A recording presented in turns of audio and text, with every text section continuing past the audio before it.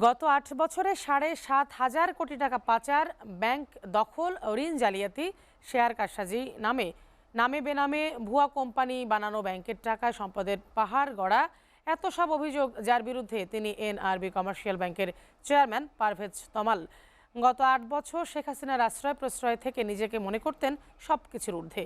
হাসিনার আর্থিক সাম্রাজ্যে শত কোটি টাকার যোগান দেয়া এবং জুলাই বিপ্লবের ছাত্র জনতা হত্যা মামলার আসামিও তিনি। এসব কারণে ইতিমধ্যে পারভেজ সহ ৩ জনের ব্যাংক হিসাব জব্দ করেছে বাংলাদেশ ব্যাংক। রহমান মজনুর ক্যামেরায় হেদায়েতুল্লাহ সীমান্তের ২ পর্বের ধারাবাহিক প্রতিবেদনের আজ দেখুন প্রথম পর্ব। ২০১৩ সালে স্বৈরাচারী আওয়ামী লীগ শাসনামলে প্রবাসী উদ্যোক্তাদের নামে এনআরবিসি ব্যাংকের যাত্রা শুরু হলেও প্রতিষ্ঠাতা চেয়ারম্যান ইঞ্জিনিয়ার ফরশত আলী ও ভাইস চেয়ারম্যান ডক্টর তৌফিক রহমান চৌধুরী ব্যাংকটির লাইসেন্স নেয়ার পর থেকেই লিপ্ত হন ব্যাপক চাঁদাবাজিতে। তখন ব্যাংকটির প্রাথমিক শেয়ার বিক্রিতে ব্যাপক অনিয়মার মার্কেন্টাইল ব্যাংকের সাবেক চেয়ারম্যান শহীদুল আহসান চক্রের সাথে লিপ্ত হয়ে ব্যাংকের অর্থ লোপাট সহ নানা অনিয়ম দুর্নীতির কারণে ২০১৭ সালে বাংলাদেশ ব্যাংক ফরাসত আলী তৌফিক চৌধুরী সহ ৬ পরিচালককে অপসারণ করে, যার পেছনে মূলত কলকাঠি নেড়েছিল ২০১৭ সালে নিয়োগ পাওয়া রাশিয়া ফেরত বর্তমান চেয়ারম্যান এস পারভেজ তমাল, এক্সিকিউটিভ কমিটির চেয়ারম্যান আদনান ইমাম, ভাইস চেয়ারম্যান রফিকুল ইসলাম মিয়া আরজু সহ বর্তমান বোর্ডেরই সুবিধাবাদী চক্র। এরপর যেন আলাদিনের আশ্চর্য চেরাগ এসে যায় তমালের হাতে। শুরু হয়ে যায় ব্যাংকটির সীমাহীন লুটপাট, অনিয়ম আর নৈরাজ্যের নতুন নতুন উপাখ্যান।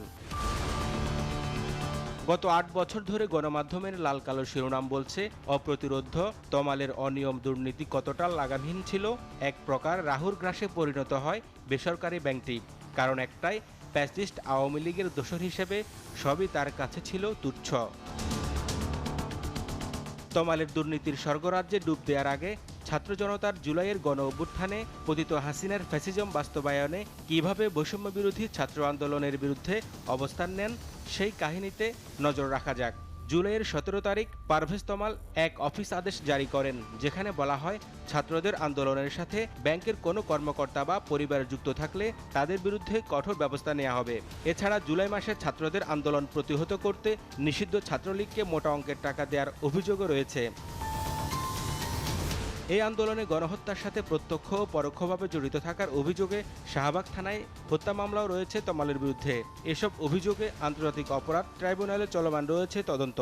আমরা এগুলো পর্যালোচনা করে দেখব যারা এই গণহত্যার সময়ে মানবতা বিরোধী অপরাধের সাথে যারা সম্পৃক্ত, যারা অর্থায়ন করেছে, যারা মাঠে থেকে কার্যকর করেছে, যারা সহযোগিতা করেছে, যারা ইনসাইট করেছে, যারা অ্যাবেট করেছে, প্রত্যেকের ব্যাপারেই আমরা পদক্ষেপ গ্রহণ করব বলে আমরা আশা করছি। এর আইনে আমাদের সেই ক্ষমতা দেওয়া হয়েছে।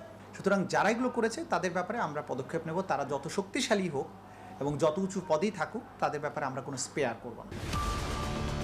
পতিত প্যাসিস্ট হাসিনা সরকারের দোষর হিসেবে গণহত্যায় জড়িত পারভেজ তমালের বিরুদ্ধে দ্রুত ব্যবস্থা নেওয়ার জরুরি বলে জানান টিআইবির নির্বাহী পরিচালক ডক্টর ইফতেখারুজ্জামান।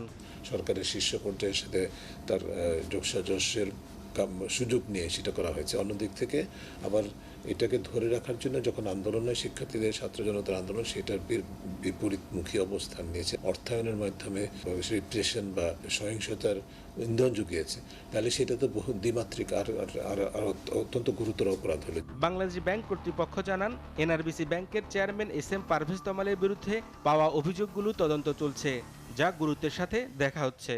অর্থ পাচারের সাথে এবং প্রধানমন্ত্রী কার্যালয়ে যথেচ্ছভাবে ব্যবহারের কারণে একটা ব্যাংকের চেয়ারম্যানকে আমরা চিহ্নিত করে তাকে এনেছি। এভাবে বিশেষ কিছু কারণ চিহ্নিত করে, যেটা মানে পলিটিক্যাল বা রাজনৈতিক কারণ বিবেচনায় সেগুলোকে আলাদা করা হয়েছে। এসব অভিযোগের ভিত্তিতে ব্যাংকটির চেয়ারম্যান এস পারভেজ তমাল, ইসি কমিটির চেয়ারম্যান আদনান ইমাম, প্রধান অর্থ কর্মকর্তা জাফর ইকবাল হাওলাদারের ব্যাংক হিসাব জব্দ করেছে কেন্দ্রীয় ব্যাংক। বিষয়গুলো নিয়ে চেয়ারম্যান এমডির সাথে যোগাযোগের জন্য ব্যাংকে গেলেও কাউকে পাওয়া যায়নি। তবে কর্মকর্তারা জানান মামলা হওয়ার পর থেকে তারা আর ব্যাংকে আসেন না। হেদায়েতুল্লাহ সীমান্ত, এসএটিভি, ঢাকা।